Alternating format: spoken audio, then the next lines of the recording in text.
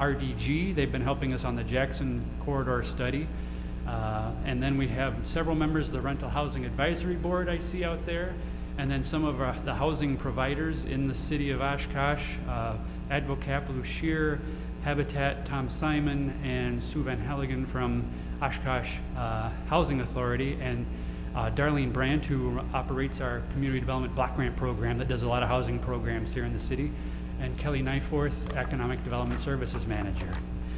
And I'm going to start off, pass it off to Mr. Lyons, then to Mr. Schukert, and then we'll wrap it up, and hopefully it'll be done in about 35 minutes, and leave a little time for Q&A at the end.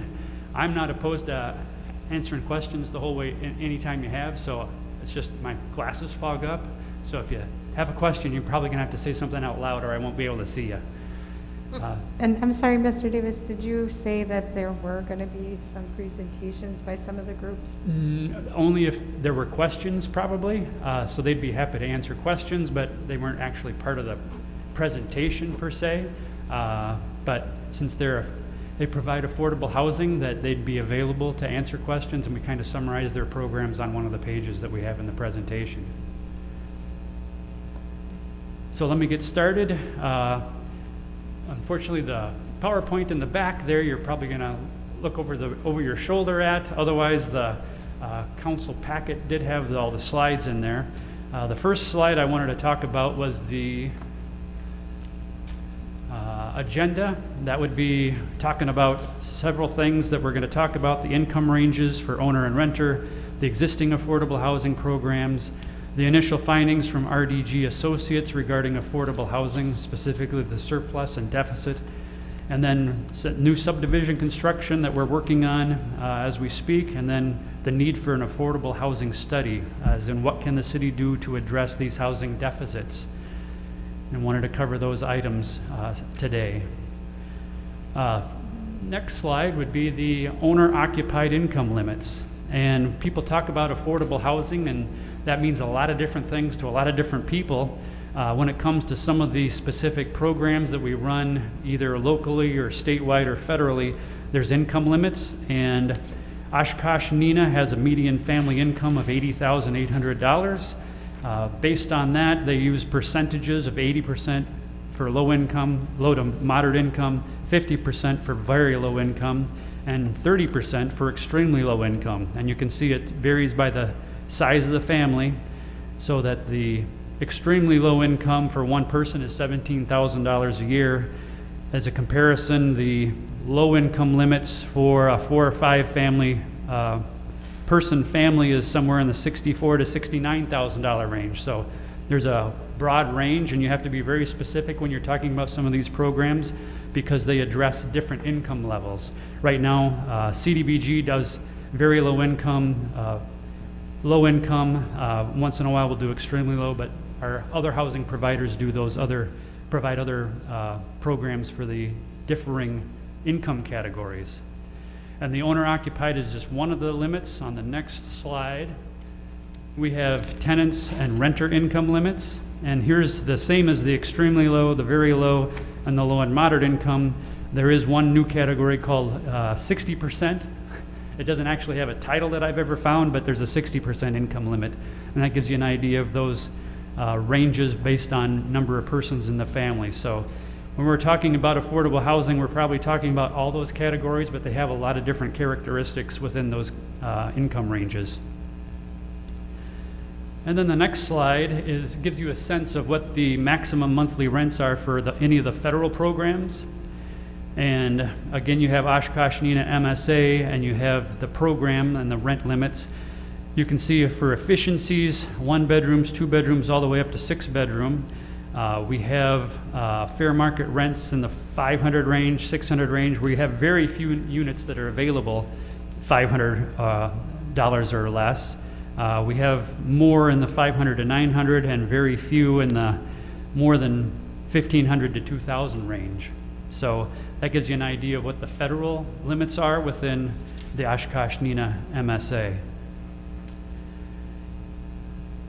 And then the next page condenses a lot of information, and this is the area that if you have specific questions, Advocap, the Housing Authority, and CDBG representatives are here, but you can see Advocap serves both owners, tenants, and the homeless with 4 different programs we've listed here, and it kind of shows you what the income qualifications are compared to county median income, anywhere from 30 to 50 to 60 to 80.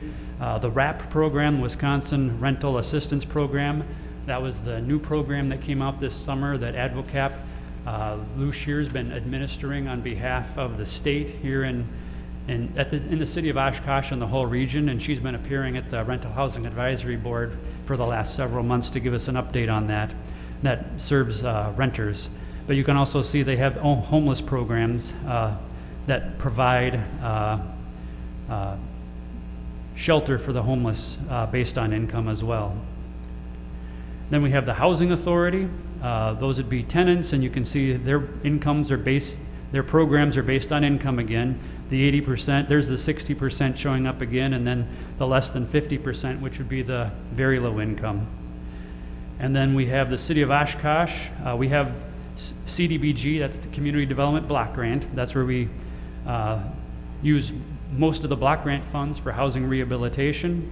It can go for owners and tenants. We work with the landlords on those programs. And the CDBG Public Service Recipients, that's where we can help owners, tenants, and the homeless. And we've funded day-by-day warming shelter and some Advocap programs over the years that address homeless needs through the CDBG program.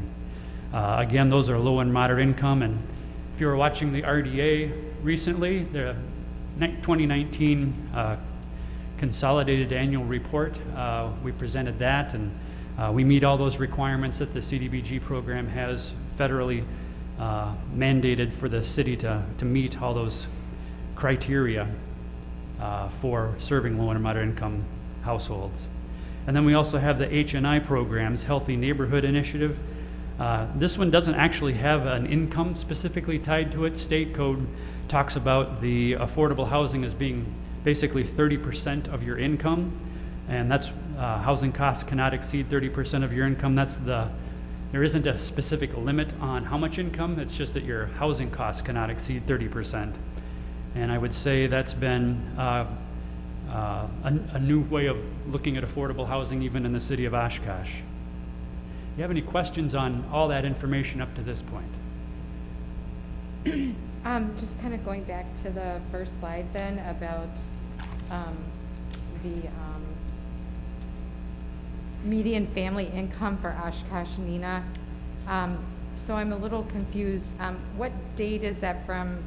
It says U.S. Department of HUD, because I was looking at the ACS for that same area from 2018 was showing 56,589, but Neenah sometimes skews that in terms of Oshkosh. So from 2014 to 2018, according to the census, it's only 48,000 median income for the city of Oshkosh. Mm-hmm. So maybe that could be clarified a little. I don't know that off the top of my head. Ms. Brandt, do you know where they come up with the 80,000? I know it's numbers that HUD gives us. Care to hazard a guess?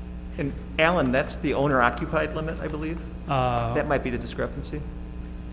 No, it could be, but HUD establishes the guidelines or the income levels for all of the various communities. Sorry, I'm fogging up.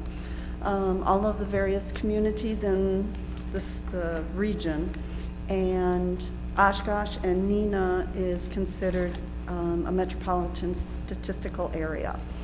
We've tried to separate out from that, and they haven't allowed us to because I think it would have too much of an impact on Neenah.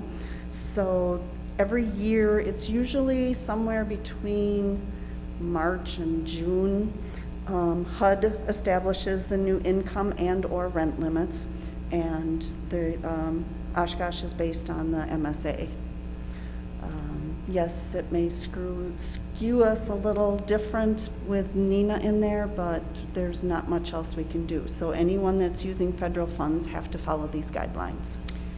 Okay, so that's for federal funds, but where that column that talks about the median family income, is that, as Councilmember Ford mentioned, the median income for owner-occupied households, or is that Yes. the median income for the Oshkosh-Neenah MSA?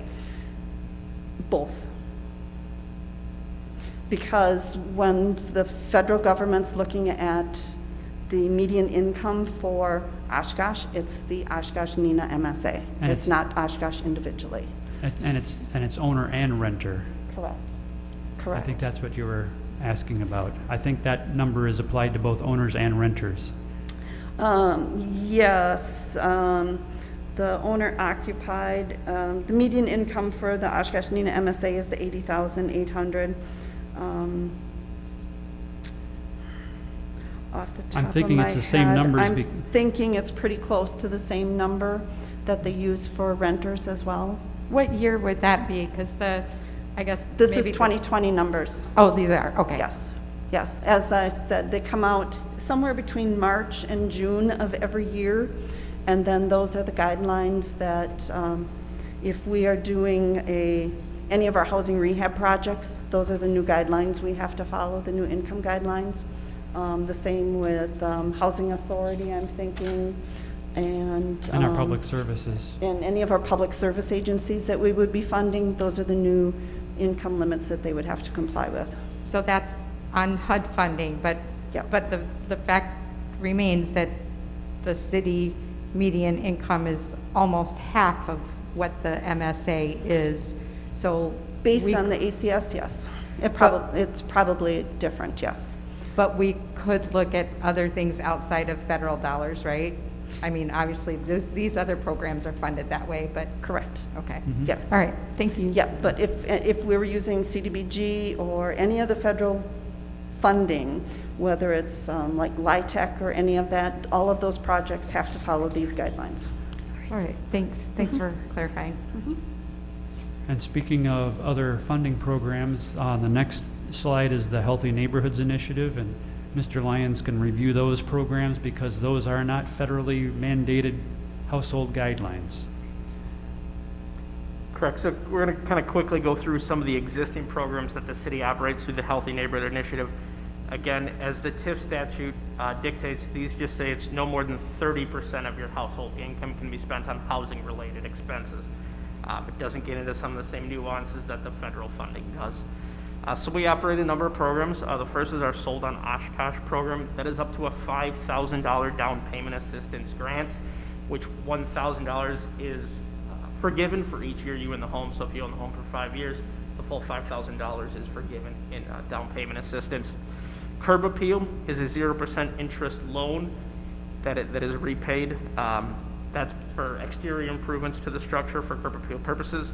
Similar to that are the next two programs. We have both an owner-occupied 0% interest loan program and a rental housing rehab program. We also have a Curb Appeal micro grant.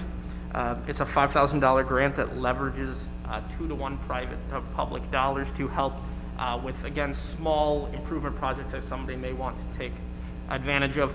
Typically, our micro grants are done in combination with Habitat for Humanity's Rock the Block program. That's where we see a lot of people trying to take advantage of it. Maybe they have something that they want to do, a fence or something that is part of Rock the Block but doesn't quite meet that program's qualifications. They can use the micro grant to help with that project. We then have 3 new programs that we started in 2020, a historic rehabilitation grant program. So that is to help offset some of the cost of what can be more expensive doing historically sensitive rehabilitation work. A code compliance program that was developed to help with an individual that maybe has a property that has fallen into disrepair and has some code violations against us, but do not have the funding to fix it. So we're working on a program to help those individuals. And then also a infill housing program grant through our New Homes in Your Neighborhood program. So those are all being funded through the TIF statute with our Healthy Neighborhoods Initiative.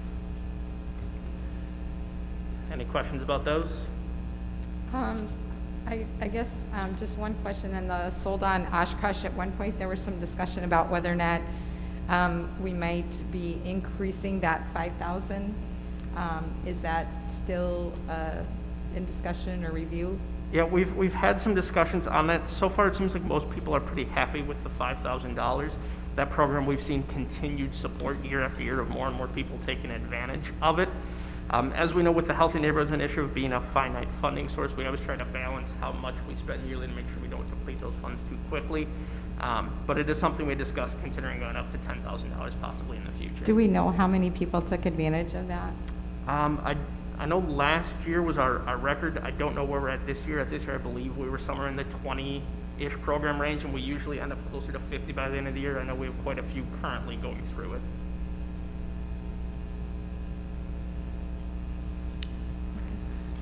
Okay, and then the next slide would be related to Mr. Schukert and what he's found with the Jackson Street corridor. We asked him to do a market analysis as part of that Jackson Street corridor study, and Mr. Schukert provided us some interesting preliminary information that has prompted more questions probably than answers. Mr. Thanks, Schukert. Alan. It's good to be in Oshkosh. My eyes are not necessarily good enough to see the numbers from here, but I'll give it a try. As you know, or as Alan mentioned, there was a market analysis incorporated into the North Jackson study that we presented last night. And the housing analysis section of it really was oh, wonderful, good. Yeah, because readers do no good when you're 100 feet away. The housing market analysis was designed really to make sure that the amount of residential land that we were proposing and the types of units and so forth more or less comported with the market. It did not involve a detailed housing analysis that a comprehensive study would show, but nevertheless, it shows some very interesting things. In the first slide, you'll see a analysis of the existing inventory of housing. So that would be, well, you might be able to see it, but what we've done here is looked at the value to median income ratio in Oshkosh and a number of other peer communities in Wisconsin. And the rules of thumb that we use to more or less assess the affordability or the efficacy of a housing market is that a V over I ratio of about 2.5 to 3 is kind of a sweet spot. A sweet spot in that it is reasonably affordable to the population that we have now in Oshkosh, but it also is not either overvalued or undervalued, that there's a reasonable return, expectation of return on ownership, on owner-occupied property. When the number gets low, the housing market is really static. That is, generally the replacement cost or the construction cost of housing is far above the market value of that housing. And so many rural communities experience that problem because when there's an undervalued market, it appears to be affordable, but in fact it is not economically viable. When the number is above 3, then the reality is that the market is somewhat overvalued. It was very interesting during the first decade of the century when we were leading up to the mortgage crisis of 2008. You could see this number nationally rising above 3 to 3.5, 3.6, 3.7, which indicated that the market was too hot, it was unaffordable, and ultimately, of course, we know what happened. So Oshkosh is in that good range from an overall perspective, but the numbers are really more nuanced than that. And the next slide gets into analyzing and examining those dynamics. So what we've done here is using the kind of typical standard that units that produce housing costs of 30% of median income are considered, quote, affordable by federal standards.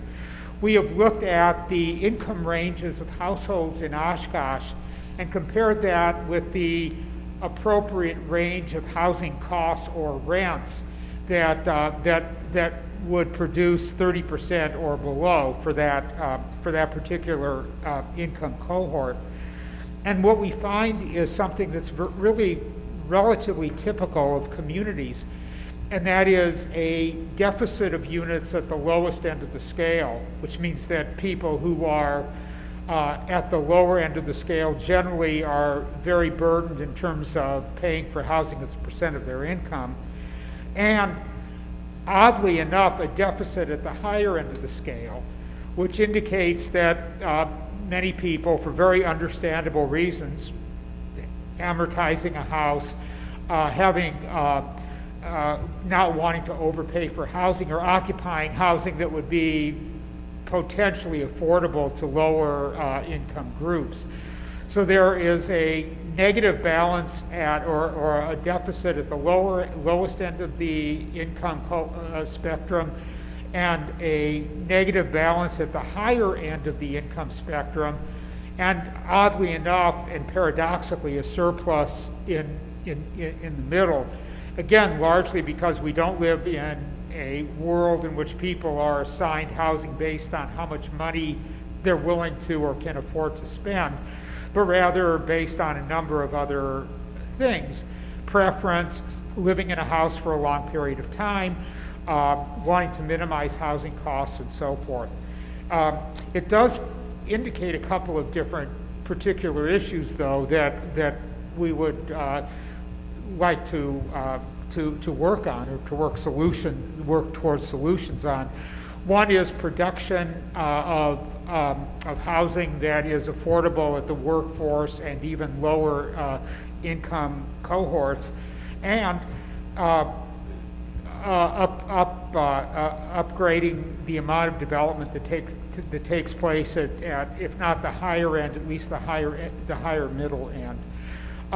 These are all challenging markets because housing production has gotten quite expensive, and it makes it almost impossible without substantial subsidy to build at the lower end, and many builders are adverse to building at the higher end if that particular end of the market is not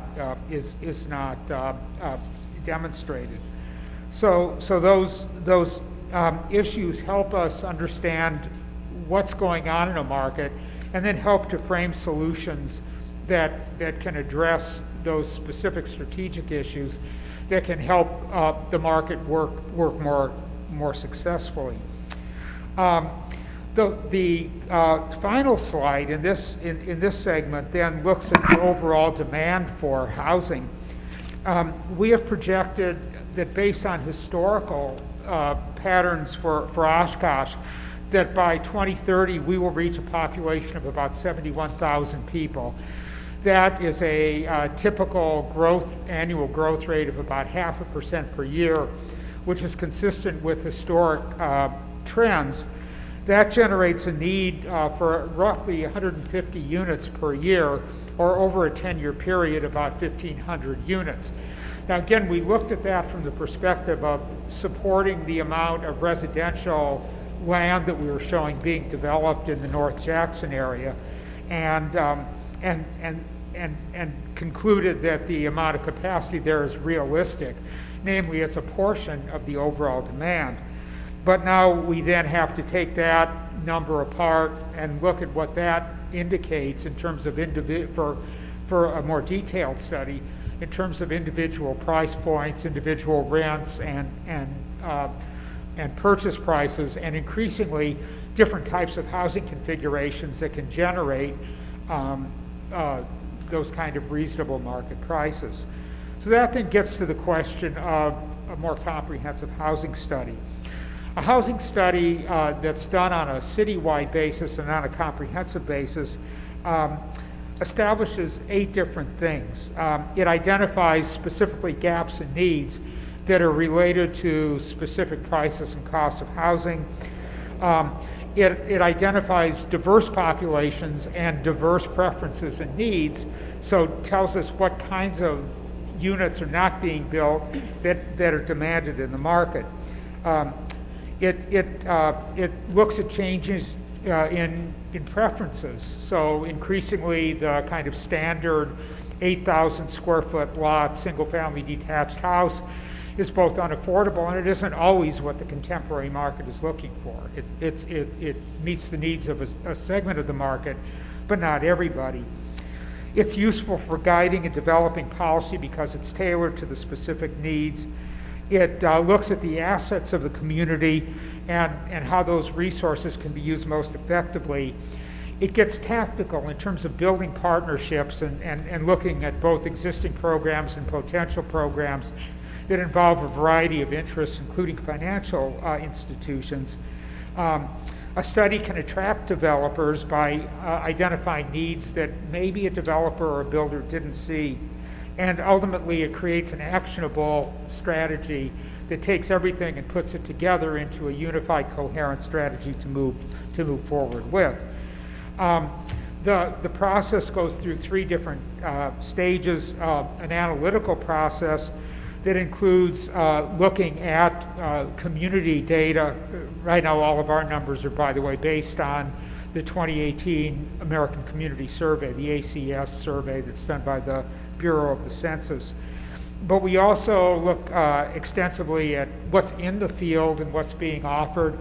Most of my day today was spent on the very hard duty of riding my bicycle around Oshkosh and looking at houses and photographing things and looking at neighborhood quality.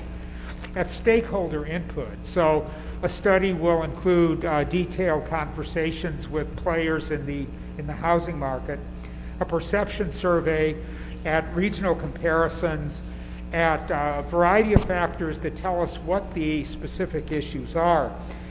We then work to use that information to identify goals, obstacles, needs, opportunities, and then ultimately put everything together into a unified strategy. So the next chart, which will be way too small to see from here and probably from where you're sitting as well, looks at the elements of effectively the scope of a comprehensive housing study.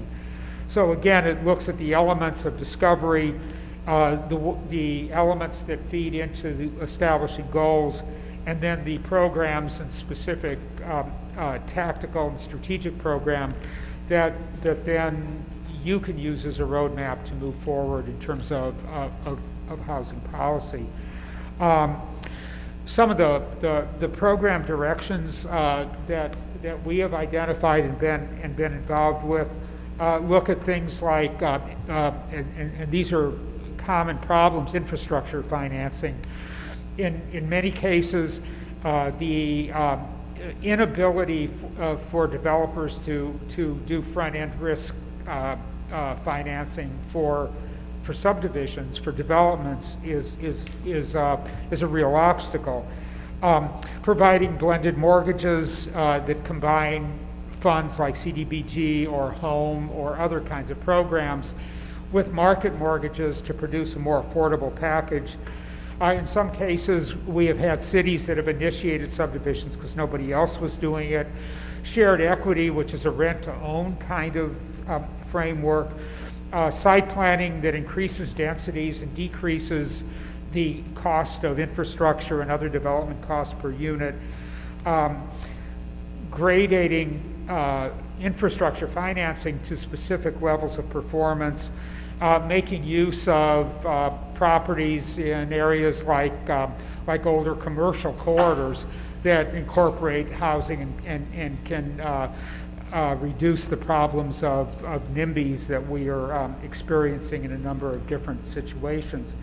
So there are a variety of tools that are used, some of which are design-oriented, some of which are financing-oriented, some of which are organizationally oriented, that together produce a coherent and comprehensive housing strategy that uses a combination of both data and opinions and insights from the local population, from stakeholders, from players in the market, and from potential consumers to put together an overall housing program.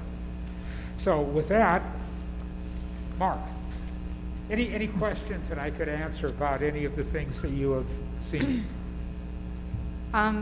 Just kind of going back to, let's see here, the slide that, so on figure 212 on the existing inventory, you did distill this out to Oshkosh, the city of Oshkosh. Yes. Median income of the 48,000. And I just noticed an observation that median contract rent was 622 with the median housing value of 122.2. But then just looking at Nina, about, little less than $10,000 more median household income, and about, let's see here, $14,000 more on median house value, but a lesser amount of rent. Right. I thought that was Yeah, pretty it's interesting. interesting. But then on Yeah. the, well, let's see here. There was one of your slides, this would be on figure 214, household population at end of period, that 59,694. So help me understand those two things, the 67,000 in 2020 down to 59. What that population at the end of the period, how that fits into this. I kind of missed that. Oh, I'm sorry. Yeah, the population projection, the way that you generate the demand projection at this level is project population, in this case, based on an historic pattern of about 0.5% growth per year, that then makes an estimate about that, in our case here, we have kept the average number of people per household. That's really what generates the household demand constant, as well as the vacancy rate constant. That calculates, based on population, the number of units that will be needed over that 10-year period. The replacement number is an assumption that a certain number of units will, for various reasons, leave the housing market, either through redevelopment or demolition or some change. So that gets added in as well. And those factors together generate the demand calculation. So on that 7% projected vacancy rate, we've seen less than 3% vacancy I know. rates for some time now. Where does that 7% come from? It comes from the ACS. It comes from the American Community Survey, and we think that they're rarely accurate, so we just keep it constant. Generally, the vacancy rate here is aggregated, so it's a combination of the owner-occupied vacancy rate, which is very low, and the rental vacancy rate, which is generally higher than that. I see, so you brought owner Yeah. and renter together. That's right. Okay. Yeah. Owner-occupied vacancy rates are really quite low, and generally we have found that until we have real census data, that the ACS sample is at best iffy. It gets really iffy when there's a university, and that's another interesting issue in the Oshkosh market. A significant amount of our housing work in the last year has involved university communities.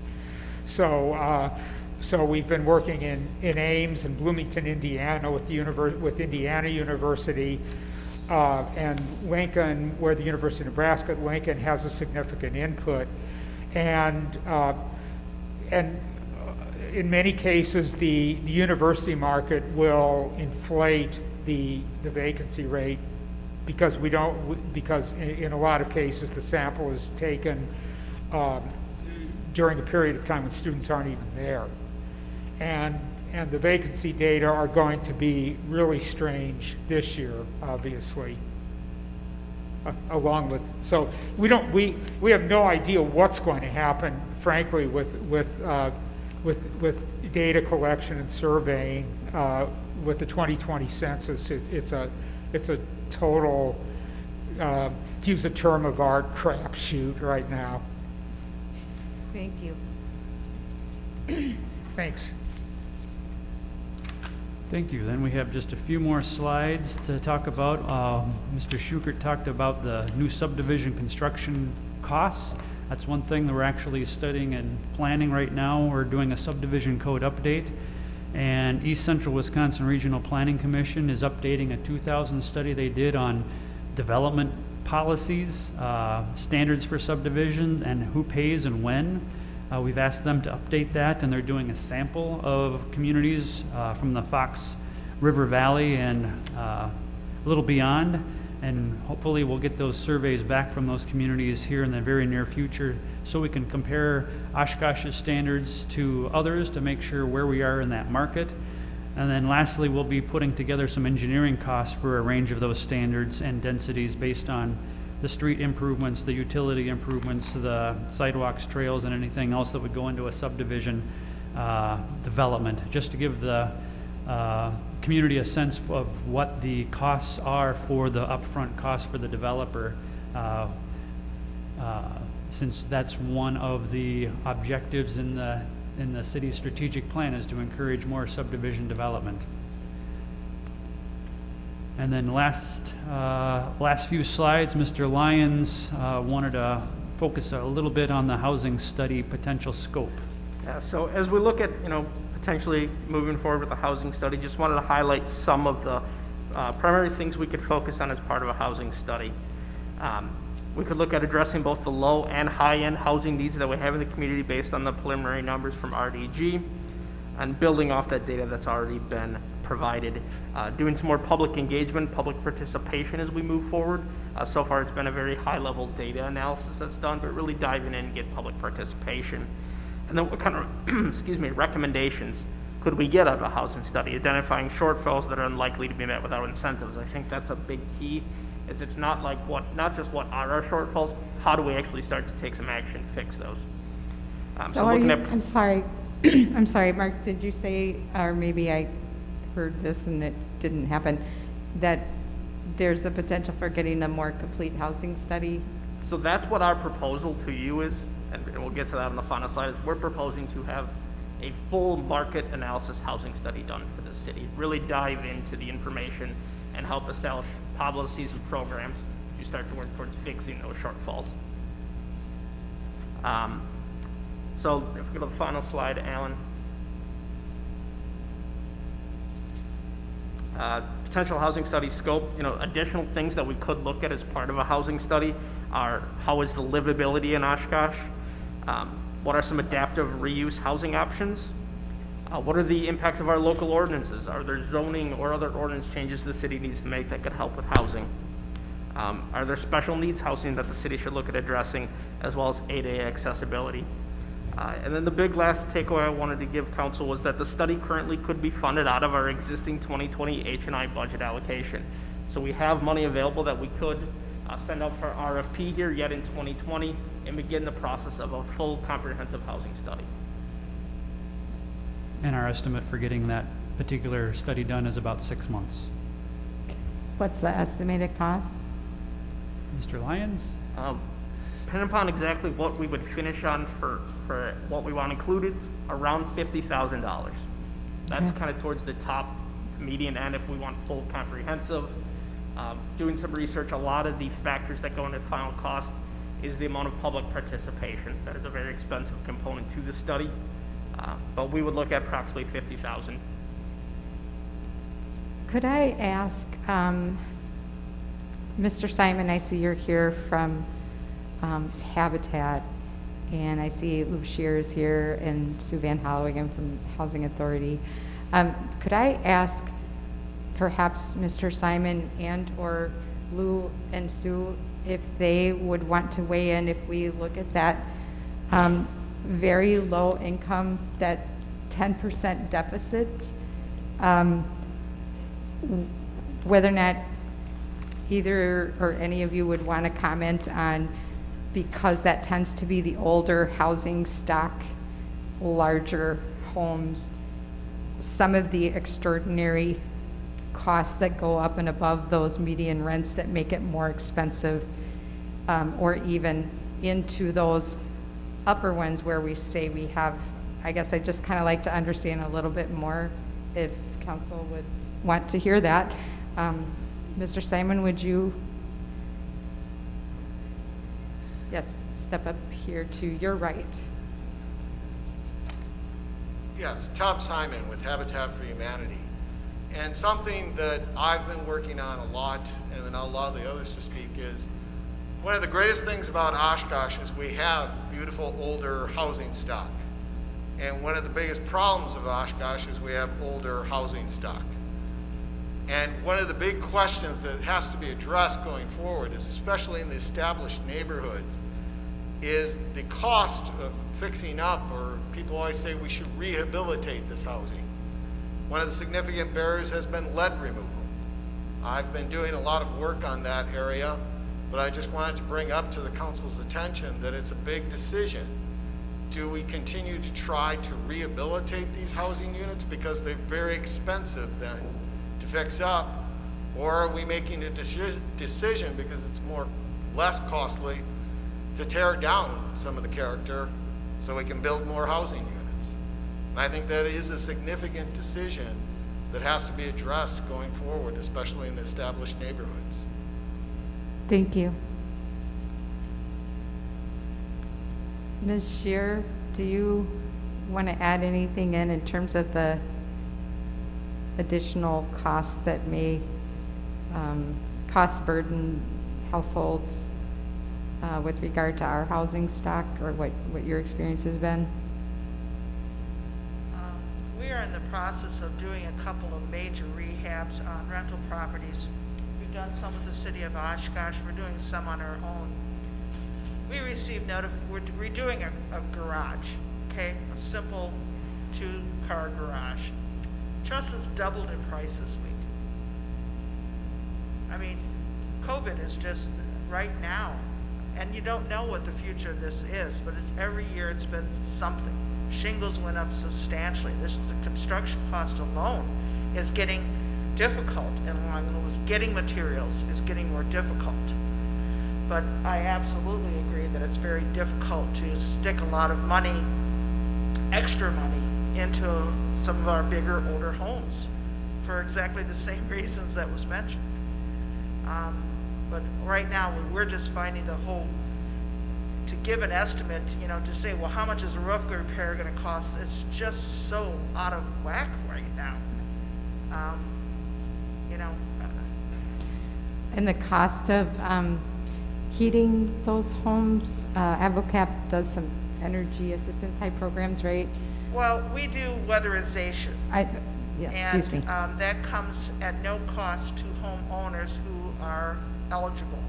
Anybody who is receiving energy assistance is eligible. And so we've been doing about 400 to 500 homes in our area, being Fond du Lac, Winnebago, and Green Lake counties every year. And that number is now increasing due to the eligibility for energy assistance has been reduced a little bit by asking for only 1 month of history versus 3 months of income history. So people who are being affected by COVID may very well be eligible for energy assistance who have never been eligible before. So we're encouraging everyone who's being financially affected to at least try to make the application work. Thank you. Ms. Van Hollewagen, could you maybe share with us the number of units Housing Authority has and what the waiting lists are like? Sure. Well, we house over 1,000 families in Winnebago County, but as you know, we own Court Tower, Ralph Place, Mainview, Marion Manor, so we're at about 400 and some units there.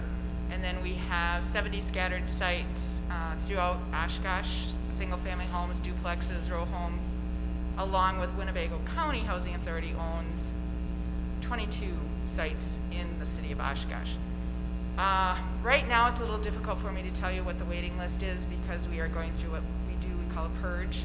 But I will tell you we sent out 2,000 letters to families, or over 2,000 letters to families on our waiting list, whether or not they want to still be on our waiting list, and what waiting list do they want to be on, because they can be on a numerous amount of waiting lists. So And that's countywide? Is the 2,000 countywide? Yeah, Okay. it's our whole, both our programs, so I can't really say it's just Oshkosh, but Oshkosh is the biggest bulk of our programs. But this is people that are on waiting lists for Neenah Menasha, our Amro and Winnicott properties too, so it's everybody. I do want to reiterate what Tom and Lou said too, because we've run into some issues where, we've run into some issues where we've wanted to renovate homes and the unknowns were just too costly.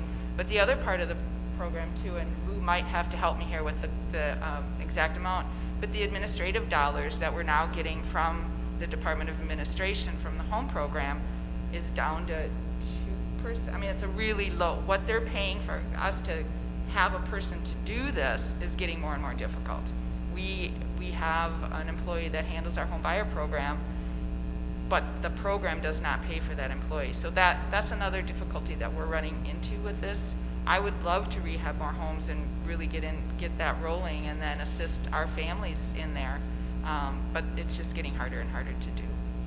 So do you think it would be fair to say, and I don't want to put words in your mouth, that out of the 2,000 letters that were sent after a purge, it's between 1,000 and 1,500 that are vying for those? Yeah, I would say probably 500 to 1,000 may still be on the waiting list, depending upon, I mean, these are letters, we get applications from all over the country. So somebody looking for housing may be applying from Florida or California or whatever, just because they send letters everywhere to find themselves housing. And the Midwest is a good place to live. So we do have people that, we have a local preference. So people on our waiting list that live in Winnebago County do come to the top of the waiting list first. So we don't typically get to those other people, but you know, it's big. And then the voucher program is closed right now.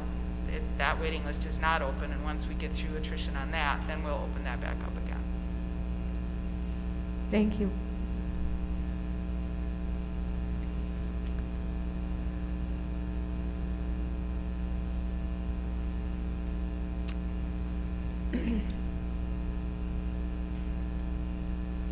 I do want to mention that we do operate the homeless program through the Winnebago County. We have 20 people right now looking for affordable one-bedroom apartments. And the 20 people, we were able to assist one. They're just not the substantial units. I was just mentioning to other people that HUD put out their fair market rent for next year for Winnebago County. A one-bedroom right now, the fair market rent is $616. That includes all utilities. Next year, it's $591. Oh, it's going down? It is going down. It'll be nearly impossible for us to find landlords who are willing to rent to our clients who already have barriers at a reduced price when they don't have to. And I bet there aren't too many that meet that $616, including utilities for a one-bedroom.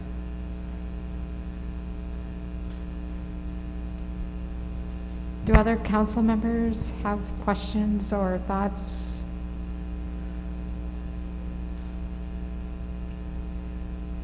Ellen, next steps? We will be putting together an RFP and soliciting proposals, and we'll be reporting back to council once we get those proposals in as to where we're going to be going with this. But I think it's really important that we address this as soon as possible because these issues are big and growing bigger as we speak. So you said about 6 months? Yes. So that put us into first quarter or towards the end of first quarter? By the time we get the RFP done, late spring, early summer, hopeful completion, Alan? Yes. I expect we'd be able to get somebody on board by the end of the year, and then depending on how much public participation, it's anywhere from 4 to 6 months to get it completed. And I guess I just ask you to, before we close up here, would you address, there were some questions about the affordable housing study and questioning why we need to have affordable at the higher end of the income range. And if you could just share with folks who may be watching, some of the reasoning behind that relating to the need for that as well, the diversity. Sure. From a planning and economic development standpoint, it's really important that we offer housing choices for all income ranges, and the higher income, the more they can pay, the more the disposable income they can bring to the city.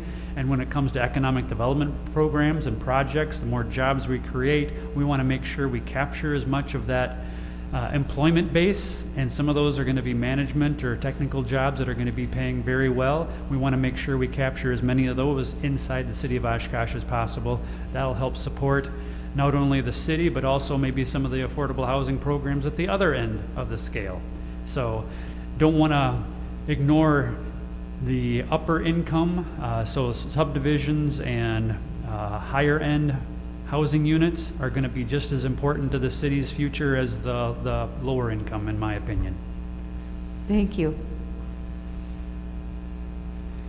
Yeah, Councilman Ford. the $50,000 cost out of the already allocated funds, will that come at the expense of projects that were already planned for this year? No, looking at the budget allocation for 2020 for the Healthy Neighborhoods Initiative, I believe was Yes. 840,000, something like that.